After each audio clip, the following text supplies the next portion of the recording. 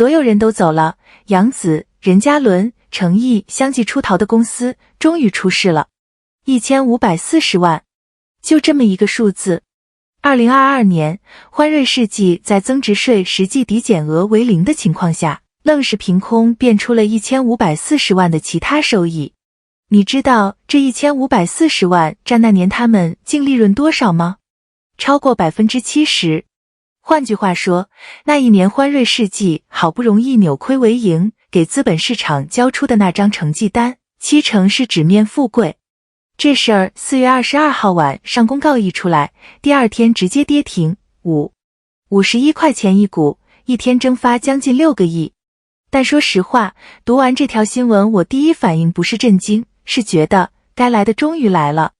因为如果你把时间线往前拉到2017年、2019年、2021年、2024年，一直拉到今年1月，你会发现这家公司出事不是意外，是终局。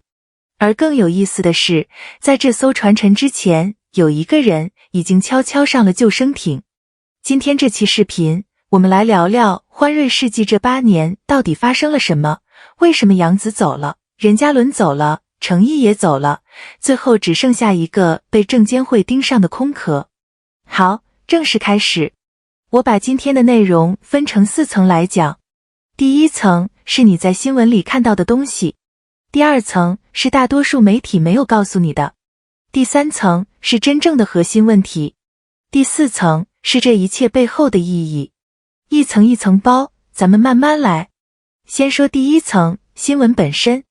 4月22号晚上，欢瑞世纪发公告，4月21号收到证监会的立案告知书，因涉嫌信息披露违法违规被立案调查。同时发了另一份公告，前期会计差错更正，把2022年多季的那笔其他收益给追溯调减了。说白了就是2022年有一笔钱本来不该算进利润里，他们算进去了，现在被查出来了，得改。公司自己的说法是什么呢？会计差错对政策理解有偏差。怎么说呢？这话听起来是不是很耳熟？因为这不是第一次了。2017年7月，欢瑞世纪就被证监会立案过一次，那次的问题比这次大得多。2013年到2016年，连续4年系统性财务造假，通过提前确认收入、虚构应收款回款、少记坏账准备等手段，累计虚增利润25亿。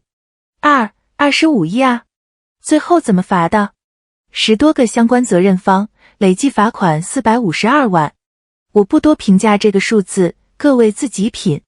所以这次2026年的立案是2进宫，第一次25亿，第二次1540万，金额小了很多，但性质上，一家公司在被处罚之后还能在同一个地方摔跤，这说明什么？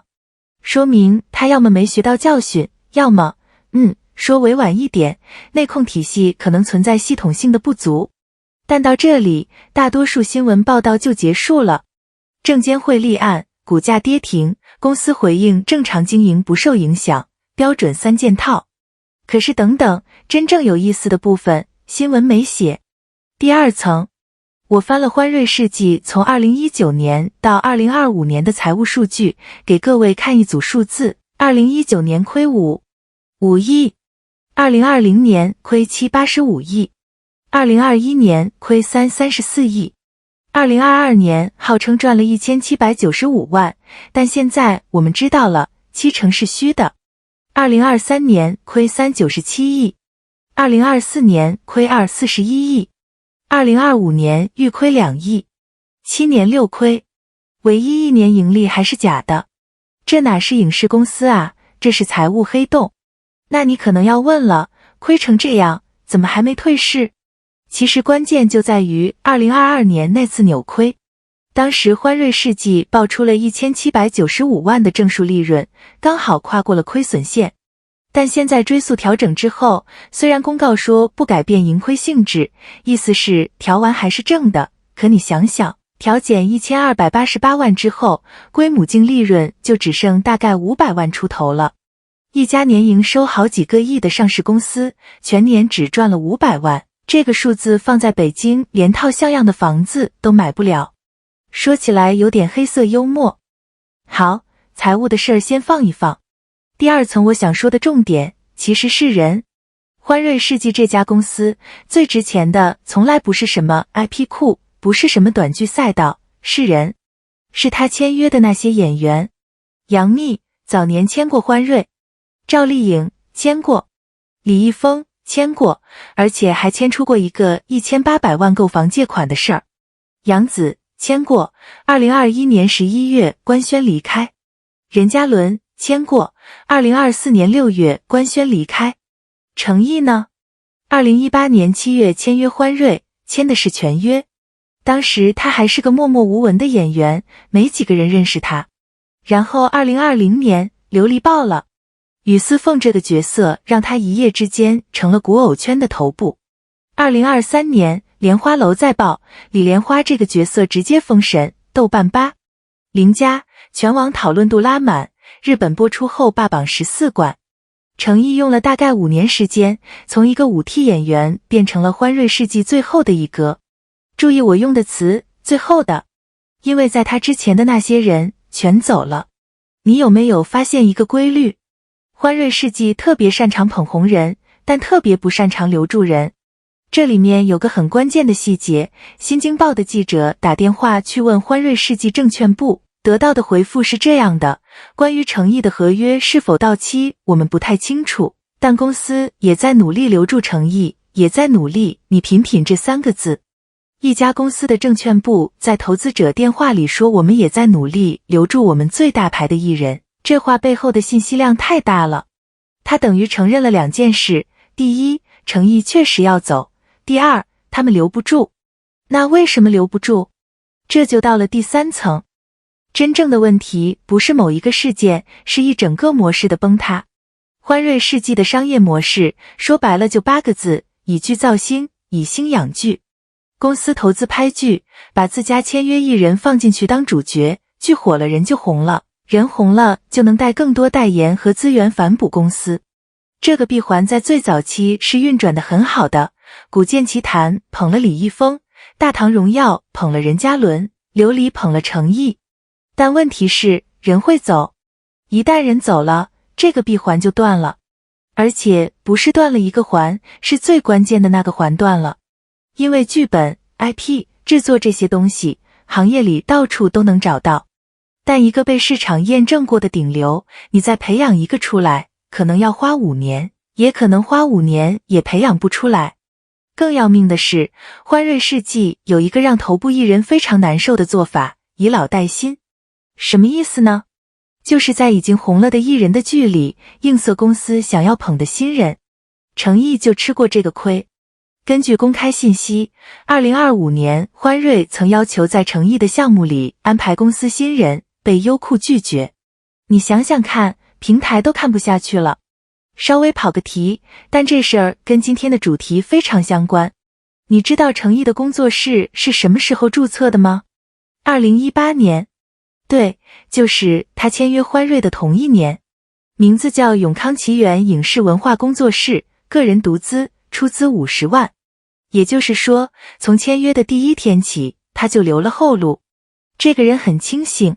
然后到了2026年1月，合约到期，欢瑞开出了非常有诚意的续约条件，据传包括 S 级 IP 男主、子公司股份、更高的分成比例。但程毅拒绝了，他选择了单飞。好吧，我知道我有点扯远了，拉回正题。我想说的是，程毅的离开不是突然做出的决定，更不是一时冲动。他是一个理性判断，在一家连年亏损、2度被证监会立案、核心人才不断流失的公司里，继续待下去的风险已经大过单飞的风险了。而且说句可能会得罪人的话，这家公司的问题从2013年就开始了，13年了。2013到2016年造假，2017年被查，2019年被罚，2022年又造假，2025年被财政部罚，2026年被证监会2度立案。这不是偶尔犯错，这是体制性的问题。你把这条时间线拉出来一看，程毅2026年1月走欢瑞2026年4月被立案，中间只差3个月。我不是说程毅提前知道什么，我只是说，一个在公司待了8年的人，对公司的真实状况不可能一无所知。他的判断力和时机选择，至少在事后看来是非常精准的。好，最后一层，这件事对程毅意味着什么？说实话，短期看，他可能会经历一个商务真空期，这很正常，品牌方在合约交接阶段都会观望。但长期看，你看他离开欢瑞之后的动作，六福珠宝全球代言，德佑全球品牌代言，斯塔福亚太区品牌代言，这些都是离开之后谈下来的。市场已经用真金白银回答了一个问题，程毅这个名字本身就有商业价值，他不需要靠哪家公司的招牌。而且这里有个细节，我觉得特别值得一说，就是限购的事儿。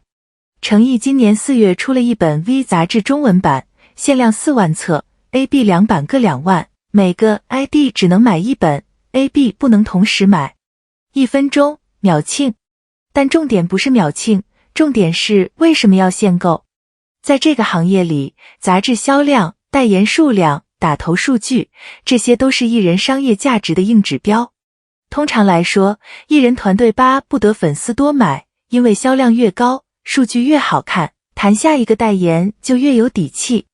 程毅反过来做，他主动限制购买量，理由是不想让粉丝花太多钱。你知道这在内娱有多罕见吗？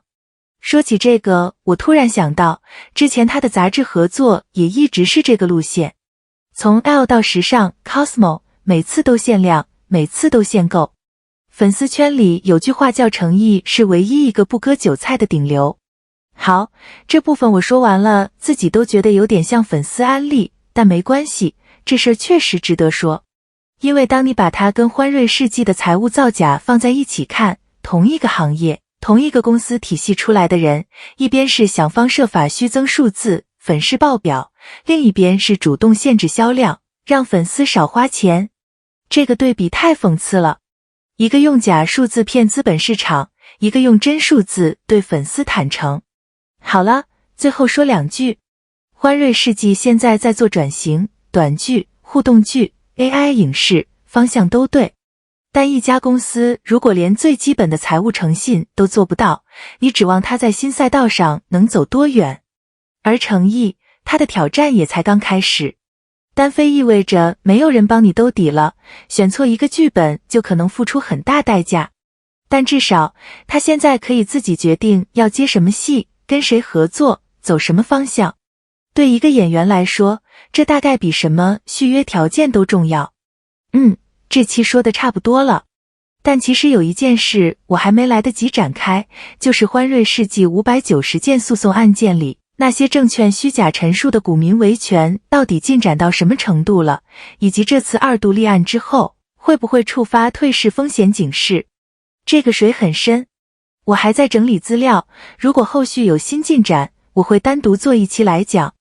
各位如果觉得今天这期有点意思的话，点个关注，免得下期你找不到。评论区说说你怎么看，欢瑞世纪还有救吗？